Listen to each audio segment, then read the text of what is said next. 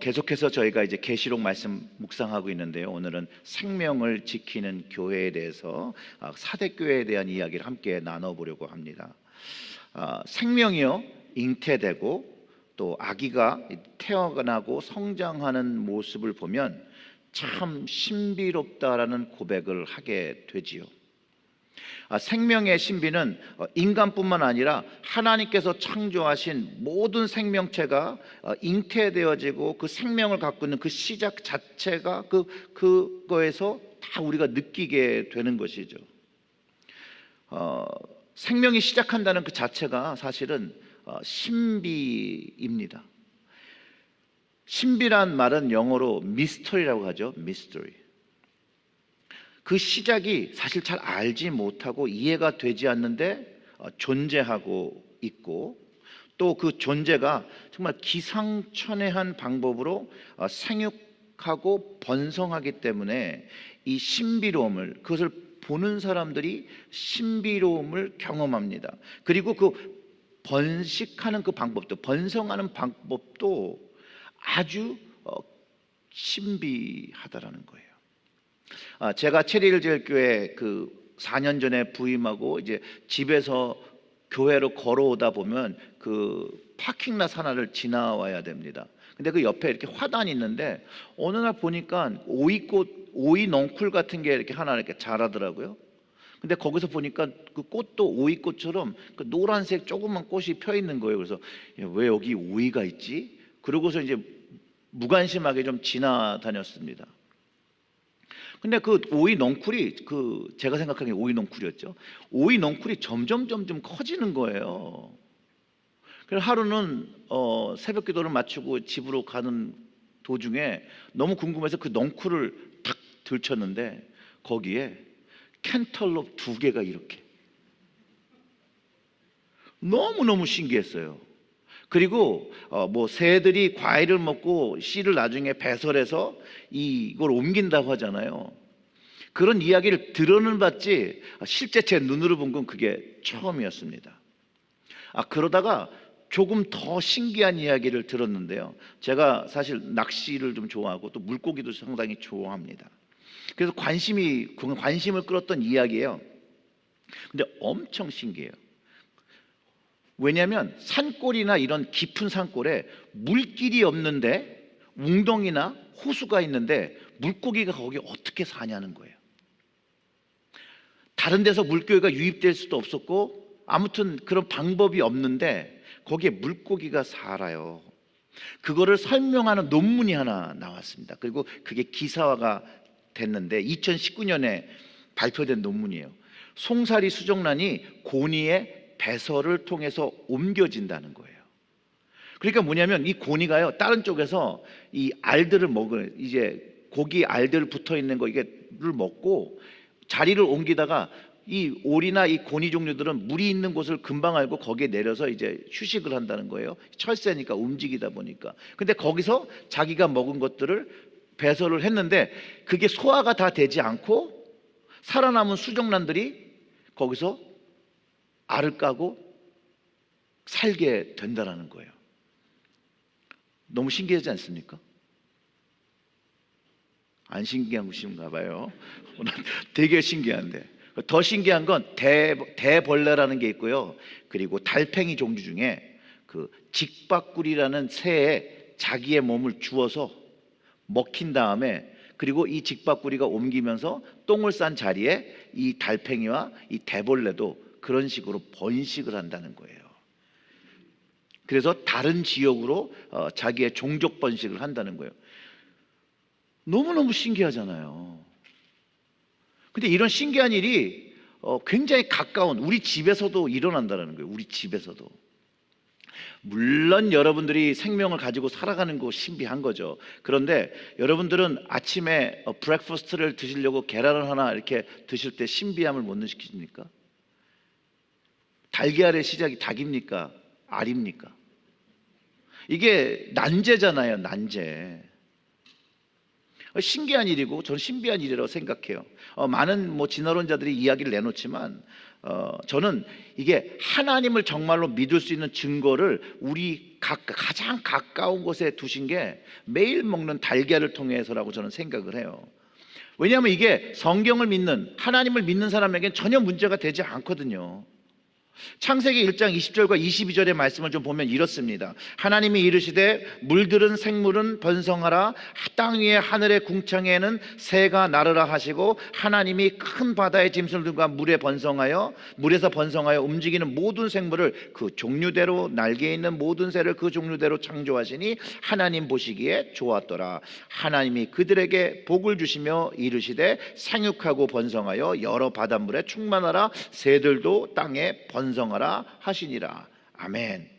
성경에 이 세상의 모든 피조물들은 하나님께서 말씀으로 창조하시고 생육번성하라는 복을 주셨다라는 거예요. 그리고 그 말씀을 들은 이 생명체들이 하나님의 말씀에 따라 오늘날까지 생육번성하고 있다라는 것이에요. 근데 그 방법이 다 다르고, 그렇지만 유사성을 가지고 있고, 알면 알수록 더 신비하다라는 것이에요. 근데 저는 이 신비한 이유가 하나님의 성품 중에 신비가 있거든요. 근데 그 신비를 닮은 것이라고 저는 믿습니다. 이 신비란 단어가요, 그리스어론 미스테리온이라는 말인데요, 이게 라틴어는 미스테리움을 지나서 우리가 알고 있는 미스터리라는 말로 사용된 거예요. 근데 이게 성경에서는 계시란 말로 사용됩니다. 계시란 말로. 하나님은 사람들이 깨닫지 못하는 비밀을 주셨다라는 거예요. 그런데 이게 영영 모르는 게 아니라 시간이 지나면 모든 사람들에게 알려주신다는 의미로서 계시를 사용하고 미스테리온이라는 말을 사용했다라는 거예요. 에베소서 2장 4절부터 5절의 말씀을 참고하면 이렇습니다. 긍휼이 풍성하신 하나님이 우리를 사랑하신 그 큰 사랑을 인하여 허물로 죽은 우리를 그리스도와 함께 살리셨고 너희는 은혜로 구원을 받은 것이라. 아멘. 죽은 우리를, 죄로 죽은 우리를, 허물로 죽은 우리를 그리스도와 살리셨다라고, 구원하셨다라고 하면서 우리가 이해하지 못하는 하나님의 신비한 생명을 가졌다라고 가르쳐주고 있는 것이에요. 자, 이제 달걀에서 신비한 거에서 우리의 생명이, 하나님의 신비한 생명이 우리에게 지금 경험된 것을 또 이야기하고 있다는 거예요. 창세기에서도 하나님께서 인간을 창조하실 때 그 코에 하나님의 생기를 주셔서 생명이 되었다는 말씀이 있는 것처럼, 예수 그리스도를 통해서 새로운 생명, 그 부활의 생명이 믿는 자들에게 주어졌다라고 가르쳐주고 있고, 그 생명을 지키고 깨어서 살아야 한다라고 오늘 우리가 읽은 본문에 그 사대교회에 알려주고 있다는 거예요. 그 본문의 1절의 말씀을 다시 한번 보면 이렇습니다. 사대교회 사자에게 편지하라. 하나님의 7영과 7별을 가진 이가 이르되 내가 내 행위를 아노니 내가 살았다 하는 이름을 가졌으나 죽은 자로다 하며, 주님께서 말씀하시고 또 교회로서 가져야 할 사명, 어떤 모습이 되어야 되는 그 방향성을 명확하게 가르쳐주고 있다는 거예요. 완전의 수죠. 7영 7별, 그 완전하신 예수 그리스도께서 사대교회를 판단하시고 말씀하시는데 내 행위를 아신다는 거예요. 주님이 어떻게 이 사대교회가 살아왔는지를 아시고 이야기를 하는데, 내가 스스로는 살았다 얘기하는 그 이름을 가지고 있는데 내가 보니, 내 행위를 보니 너는 죽은 자다, 죽은 교회다, 그렇게 말씀하신다는 거예요. 그러면서 그들이 온전치 못하게 한 것들, 그 행위들을 회개하라고 가르쳐주고 있다는 것이죠. 계시록 안에 책망받은 교회들의 모습들은요, 주님의 말씀과 뜻을 쫓기보다는 현실과 재물과 쾌락을 쫓았기 때문에 책망을 받은 것입니다. 그리고 책망받은 그 모습들과 그 유사성들이, 그 동일한 모습들이 현대의 교회들의 모습 속에서도 발견된다는 사실입니다. 오늘 말씀을 묵상하면서 혹시 우리의 모습이, 우리 교회의 모습이 주님 앞에 생명을 갖고 살아있는 그런 교회의 모습인지, 아니면 우리 스스로가 외형적으로 살았다고 말하는데 주님 보시기에 죽은 교회의 모습으로 살고 있는지를 좀 묵상하기를 바랍니다. 그리고 이 말씀을 우리가 리플렉트하면서, 이 말씀을 통해서 돌아보면서 우리 개인적인 신앙의 모습이 좀 더 주님 앞에 살아있는 신앙, 주님 앞에 깨어있는 신앙이 되기를 바라보고요. 그리고 그런 한 자리로 더 나가기를 원하고요. 주님이 기뻐하시는 가정과 주님이 기뻐하시는 그 교회의 모습이 되기를, 그 거듭남을 경험하고 또 그 결단의 시간이 되기를 소망합니다. 사대교회가 위치한 장소도 사실상 다른 교회들의 위치와 같이 상업적으로 아주 번성한 그런 도시였습니다. 여기도 염직과 공업, 그 다음에 양털 염색, 또 금모래로 굉장히 유명해서 사실 굉장히 부를 누리던 그런 도시였고, 또 무역의 요충지였습니다. 이곳에 너무 금이 많아서 실제로 역사성으로 금화가 처음으로 만들어진 곳도 바로 이곳이기도 합니다. 종교적으로는 이방 종교가 많았고요. 그 시벨리의 여신을 섬기는 것이 주된 것이었고, 또 황제 숭배가 굉장히 활발했던 지역입니다. 그러니까 이런 주변 환경 속에서 사대교회가 영적인 그 자리를, 그 헤드코러의 역할을 해야 되는데 주님 보시기에 어떻게 했다는 거예요? 그 역할을 잘 감당하지 못했다라고 가르쳐 주는 거죠. 그 이유는 뭐 현실 타협이라는 것이 있겠고, 어떻게 보면 형식주의라는 것이 있겠고, 영적인 메마름이 있고, 결국은 그 결과가 영적인 죽음에 이르게 되었다라는 것이죠. 그 행위를 본다라면 복음의 실천과 행위 없는 교회이기 때문에 주님께서 그러면 죽은 교회라고 책망하셨다라는 거예요. 그리고 책망하신 것이 그래서 당신네들은 끝났어 이렇게 얘기한 게 아니라, 회개하고 처음 가졌던 그 신앙을 다시 살려서 굳게 잡으라고 가르쳐주고 있다는 것이에요. 주님의 생명을 깨우지 못하고 영혼 구원을 하지 못하는 교회, 즉 신앙의 실천이죠. 전도하고 선교하는 것, 복음을 전하는 것, 그 행위가 없는 교회이기 때문에 죽었다라고, 움직이지 않는다라고 표현하고 있다는 거예요. 그런데 이 사대교회가 처음부터 이렇게 움직이지 않던 교회가 아니었다라는 거죠. 아니었다라는 거. 그 실천과 행위가 없지 않았다라는 거예요. 처음의 시작은요, 형식주의도 없었고 영적으로 병들지도 않았어요.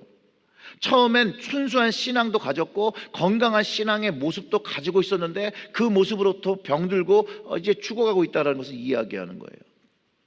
제가 소아시아의 교회들을 좀 방문할 때요, 그 사대 교회 자리를 방문했을 때 거기 있던 이제 안내원이 이제 이런 얘기를 하셨습니다.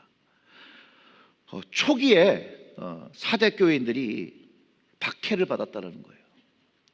그리고 그 사대 교회 교우들이 원형 경기장 안에서 순교를 당했대요. 그리고 박해가 끝났을 때쯤 그 사대 교회 교우들이 그 순교당했던 그 신앙의 선배들을 기념하고자 그 원형 경기장에 있는 벽돌들을 띄어다가 그 교회를 세웠다라는 거예요. 교회를 이렇게 지었다라는 거예요. 그래서 그 사대교회가 순교하여서 그 믿음과 예수 그리스도의 생명을 지킨 교회, 그래서 이름이 살았다라는 그 사대교회가 된 거예요. 근데 주님은 시작은 살아서 시작했는데 결국은 지금 주님 보실 때는 어떻게 됐다는 거예요? 죽었다라는 거예요.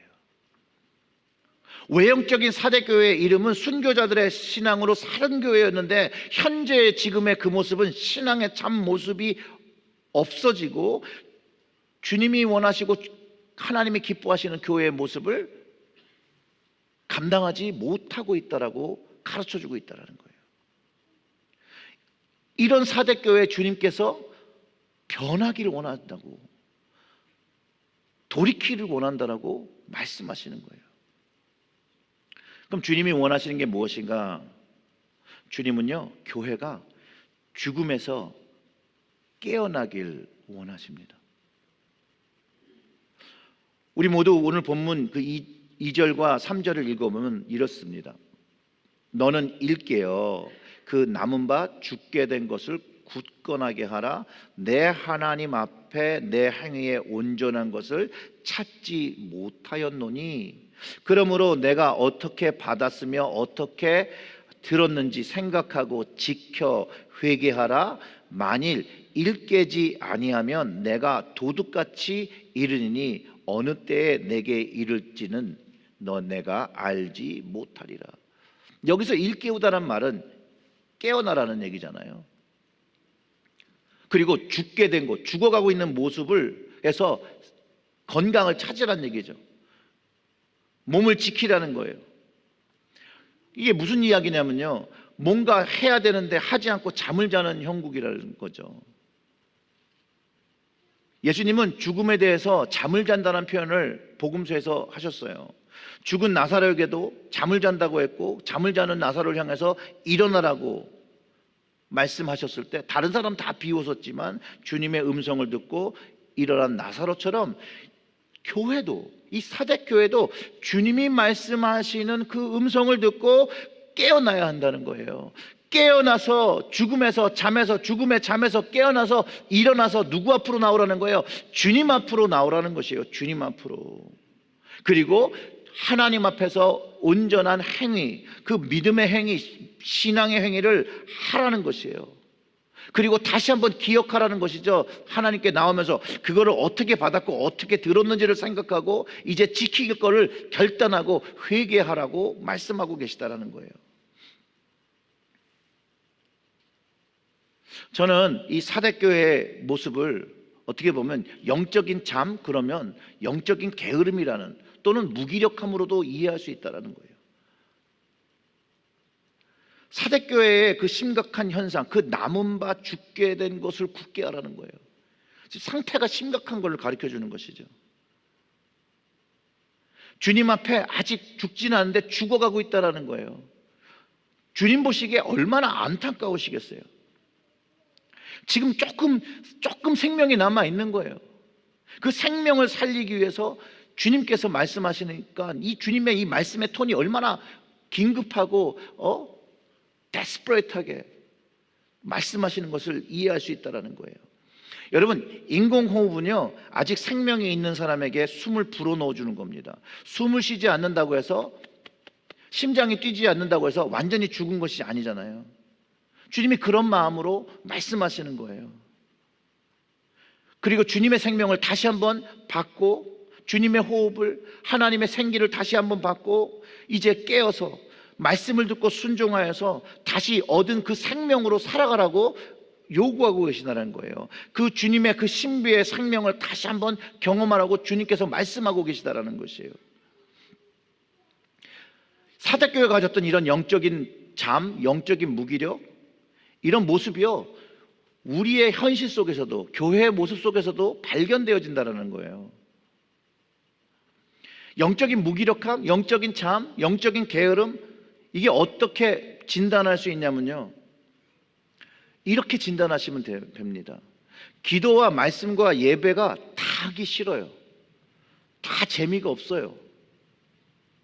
안 하고 이거 안 하고 딴 거 하고 싶어 해요. 그래서 딴 거 하면서 지냅니다.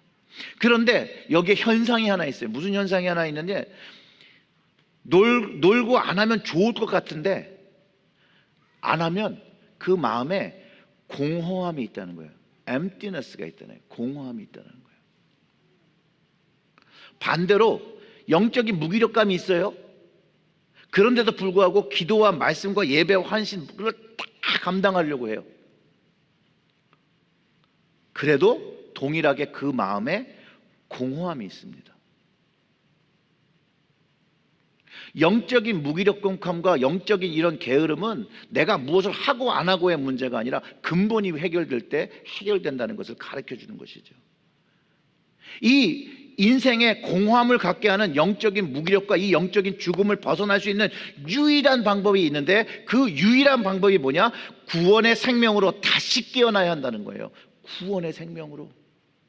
그래서 주님께서 이것을 어떻게 받았는지 기억하라는 거예요. 이 생명이 주님으로부터 온 거, 그거를 다시 받아서 깨어나야 한다는 거예요.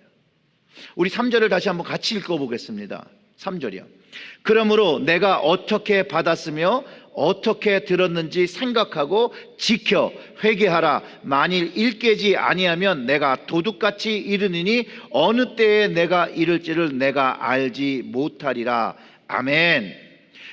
3절을 통해서 주님께서 오늘 그 사대교회에 말씀하시고 오늘 우리에게 하시는 말씀이 어떤 말씀입니까? 무엇을 받고 듣고 이제 그것을 지키라고 하고 그것을 지키지 못한 것을 회개하라고 하는데, 바로 사대교회 성도들이 받았던 것, 그리고 생명을 바쳐서 그 초기의 성도들이 생명을 바쳐서 지켰던 것이 무엇이었냐면, 우리 말씀 처음 시작하면서 읽었던 그 에베소 2장 4절과 5절의 말씀에서 담긴 것이라는 거예요. 긍휼이 풍성하신 하나님이 우리를 사랑하시 그 큰 사랑을 인하여 허물로 죽은 우리를 그리스도와 함께 살리셨고 너희는 은혜로 구원을 받은 것이라. 아멘. 사대 교우들 뿐만 아니라 우리들이 받은 것이 하나님의 사랑, 하나님의 구원입니다. 그리고 죄로 그 허물로 죽었던 우리를 살리신 예수 그리스도의 생명이라는 것이에요. 이것을 하나로 줄여보면 우리가 받은 것이 바로 구원의 생명인 거예요. 구원의 생명. 이 구원의 생명을 어떻게 받았는지, 어떤 방법, 예수님의 그 십자가로 받은, 나의 죄를 위하여 주님께서 죽으시기 위해서 십자가를 지시고 못 박히시고 피 흘리신 그것을 기억하면서 그 주님의 생명이 나에게 어떻게 전해진지 그거를 다시 한번 각인하라는 거예요. 그리고 그 생명, 그 십자가를 통해서 온 생명을 경험하면서 그 생명을 가지고 주님이 다시 오시는 날까지 살으라는 거예요. 잠자지 말고, 죽어 있지 말고. 그렇지 못하면 주님 오시는 날, 그날이 뭐예요? 심판의 날이잖아요. 그 심판의 날에 심판을 받을 것이다라고 얘기하는 거예요. 그리고 사대교회에서 구원의 생명을 가진 믿음의 사람들이 있으니 그들을 통해서 다시 회개하고 회복하라고 합니다. 그 4절의 말씀이 그렇게 얘기하잖아요. 그러나 사대에 그 옷을 더럽히지 아니한 자 몇 명이 내게 있어 흰 옷을 입고 나와 함께 다니리니 그들은 합당한 자인 연고라. 아멘. 구원의 생명을 가진 주님 보시기에 합당한 믿음의 사람이 몇 명 있었다는 거예요. 몇 명. 많지 않았다라는 거예요, 여러분. 분명히 믿음을 위해서 순교한 사람들이고 믿음을 위해서 순교할 사람들을 이야기하고 있는 거예요. 자기 생명을 주님을 위해서, 자기 믿는 믿음을 위해서 순교할 수 있도록 내어놓을 수 있는 사람, 주님 보시기에 그런 사람을 얘기하는 거죠. 보통 사람들은요, 믿음이 없는 사람들은요, 그 믿음 때문에 순교하는 사람들을 실패한 사람들로 봅니다. 그런데 우리 주님께서는 그들의 믿음과 생명의 승리자라고 말씀하세요. 이기는 자라고 말해요. 그래서 흰옷을 입고 하나님 나라에 합당한 자라고 주님께서 말씀하시고, 그들의 믿음의 행위를 기억하시고 그들의 믿음의 행위를 배우고 그들의 믿음을 통해서 회개하고 변화하라고 말씀하고 계시다라는 거예요. 그리고 여기서 남은 자라는 그 말은 실제 사대 교회의 이름 뜻의 안에 또 렘넌트라는 의미를 가지고 있어요. 여기서 믿음의 남은 자는요, 주님이 주신 그 구원의 생명을 가진 자이면서 그 이름이 생명책에 적혀 있는 사람인 것을 가르쳐주고 있다는 거예요. 이 땅에 모든 영적으로 무기력하고 있는 죽어 있는 교회들과 믿는 자들을 향해서 주님께서 이 사대교회를 통해서 이렇게 말씀하셨습니다. 그 5절과 6절의 말씀을 보면 이렇습니다. 이기는 자는 이와 같이 흰옷을 입을 것이요 내가 그 이름을 생명책에서 결코 지우지 아니하고 그 이름을 내 아버지 앞과 그의 천사들 앞에서 시인하리라. 귀 있는 자는 성령이 교회들에게 하시는 말씀을 들을지어다. 아멘. 주님의 생명, 그 구원의 생명을 가진 자나 결국은 이긴 자가 된다는 거예요. 그 이야기는 뭐냐? 믿음의 고독한 경기를 완주하는 자가 이 흰옷을 입는다라고 할 뿐만 아니라 그의 이름이 생명책에 기록되는 것이라고 말씀해 주시고 있다는 거예요. 근데 예수님께서 분명히 이렇게 말씀하신 거죠. 지워지지 아니하리라. 그 이야기는 반대로 지워질 사람들이 있다는 개연성도 주고 있다는 거예요. 폴 닉슨이라는 목사님이 계시는데 이분이 이런 책을 썼어요. 나는 죽어가는 교회를 이끌고 싶지 않다. I don't want to leading the dying church라는 책을 쓴 적이 있어요. 근데 그 책에서 무슨 얘기를 하냐면요. 앞으로의, 이것도 한 10년, 15년 전 이야기예요. 앞으로 교회가 그 존재성을 찾기 어려울 만큼 영적으로 쇠약하고 또 실제적으로 교회가 쇠퇴할 것이라고 말한다는 거예요. 그런데 정말 이것들이 현실화가 되고 있죠. 교회든 개인이든 그 누구도 죽는 거를 원치 않습니다. 그렇죠? 하지만 히브리서 기자는 9장 27절의 말씀을 통해서 이렇게 얘기합니다. 한번 죽는 것은 사람에게 정해진 것이요 그 후에는 심판이 있으리니. 사람이 죽는 것도 정해진 것이고요, 교회가 그때를 죽는 것도 정해져 있는 거예요. 그리고 나중엔 다 심판을 받는 거예요. 이 땅에서 생명을 가지고 산 모든 사람들이 모두 죽은 후에 하나님의 심판, 그 판단을 받고 그 영원한 삶이 천국에서 누리게 될지 영원한 벌의 삶을 갖게 될지를 판단받는다라는 거예요. 그리고 주님께서 그때에 우리의 이름을 하나님 아버지와 천사들 앞에서 인정하실 수 있도록 구원의 생명을 지키고 구원의 행위를 가지고 주님 주신 그 생명을 지키며 사는 교회가 되어야 되고 그런 가정이 되어야 된다고 가르쳐주고 있다는 것이에요. 단순히 가르쳐만 주는 것이 아니라 순종을 요구하고 계시다는 거예요. 지금 죽어버린 그 많은 미국 교회들을 옛날에는요 70년대, 80년대, 90년대까지도 교회 문을 열기만 하면 사람들이 찾아왔습니다. 그래서 교회가 문을 닫을 것이라고 생각 자체를 못했어요. 지금처럼 20명 미만의 성도들이 모여서 예배를 드리게 될지 그 이전, 그 20년 전에 사람들이 200명, 300명, 400명 모인 교회에 아직 남아 계신 분들이 물어보면요 절대 몰랐다라고 그래요. 왜 이런 일이 일어났는지 알 수 없다라고 해요. 이제부터가 충격적인 얘기죠. 그런 미국 교회와 유럽 교회 그 시간, 지금 이민교회, 한국교회 현재 그 과거 20년, 15년 전이 15년 전 그 미국 교회 시간에 우리가 지금 살아가고 있는 거라는 거예요.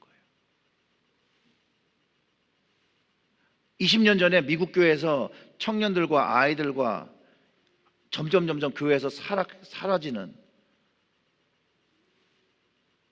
없어져요. 그런데 교회는 계속해서 하던 걸 그 형식에, 관습에 매여서 계속해서 그거를 쳇바퀴 돌듯이 하는 거거든요. 근데 그 이유가 주님을 사랑하는 이유가 아니라는 거예요. 영혼 구원에 그것이 있지 않다라는 거예요.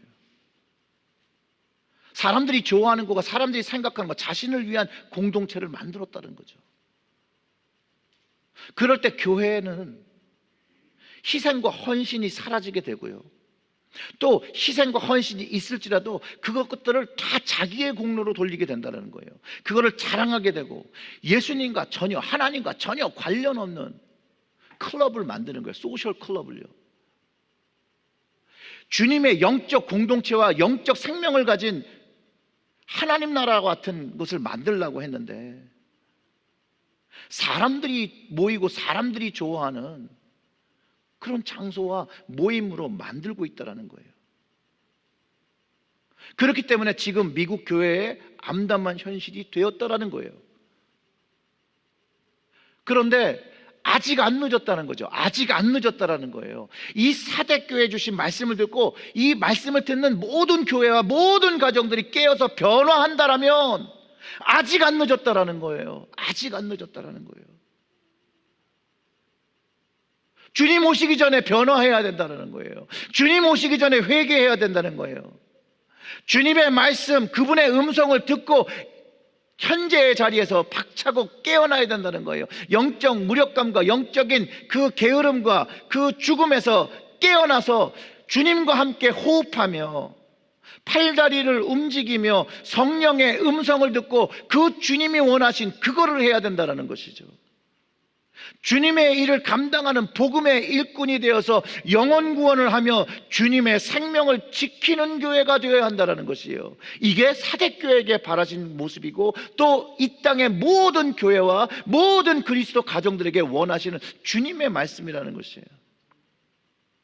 주님은 오늘도 생명의 복음을 위하여 추수할 일꾼을 찾습니다. 성경이 우리를 부르신다라고, 주님께서 부르신다라고 가르쳐 주는 거예요. 사랑하는 성도 여러분, 주님의 부르심에 응답하여 순종하시는 여러분들 되시기를 주님의 이름으로 축원합니다. 그러면 그 생명책에 그 이름이 흐리지 않고 주님께서 그날 하나님 앞에서, 천사들 앞에서 그 이름을, 우리의 이름을 시인하신다라고, 인정해 주신다라고 말씀해 주시는 거예요. 사랑하는 성도 여러분, 주위 사람들의 시선과 판단과 말로 우리는 신앙생활을 하는 게 아닙니다. 사람들이 어떻게 생각하고 어떻게 말하는 것 때문에 내가 믿음 생활을 하는 것이 아닙니다. 우리가 이 생명을 어떻게 받았습니까? 나의 구주 되신 예수 그리스도의 십자가에서 그 모진 그 고통을 당하시면서 죽음을 당하시고 그 죽음을 깨치신 그 부활의 생명을 우리에게 주신 것인데, 왜 사람을 보고, 왜 저 사람이 어떻게 나를 볼까? 우리는요, 그 생명을 주신 그 주님만을 보며, 하나님을 바라보며 성령님의 음성에 귀를 기울이며 묵묵히 나에게 주신 그 생명을 지키며 내 생명의 신앙을 가꾸며 살아가야 한다는 거예요. 그리고 주님의 그 나에게 어떻게 하신 그 말을 전하는 통로로서 살아가야 한다는 거예요. 우리 성도님들한테 정말로 간곡히 부탁드리고 싶은 것은, 사람에게 인정받는 사람보다는 주님께, 하나님께, 성령님께 인정받으시는 여러분들 되시기를 주님의 이름으로 축원합니다. 주님은 분명히 도적같이 세상을 심판하러 오신다라고 하셨어요. 그래서 구원받은 그 생명을 오늘 그리고 매일매일 주 안에서 순전히 지키는 자들의 이름, 그 이름이 생명책에서 지워지지 않는 것입니다. 여러분 꼭 기억하셔야 돼요. 귀 있는 자는 성령이 교회들에게 하시는 말씀을 들을지어다라고 말씀하셨어요. 우리는 귀가 있는 자가 되어야 합니다. 그래서 이 성경의 말씀을 통해서 또 성령님께서 우리의 심령을 건드리면서 하시는 그 말씀을 듣고 그 말씀을 오늘 지금 순종해서 구원의 생명을 가지고 세상에 있는 현실과 타협하지 말고